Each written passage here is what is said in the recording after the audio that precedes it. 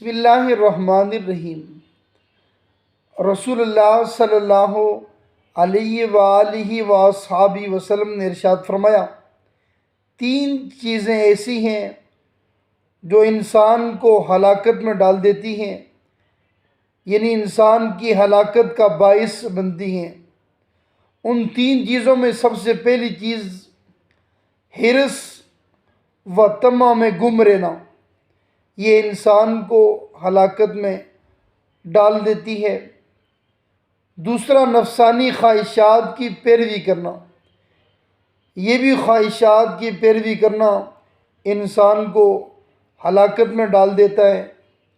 تیسری جو چیز ہے وہ ہے رسول اللہ صلی اللہ علیہ وسلم نے فرمایا فخر کرنا، اپنے آپ پر فخر کرنا، یہ بھی انسان کو ہلاکت میں ڈال دیتا ہے۔ اللہ عمل کرنے کی توفیق عطا فرمائے۔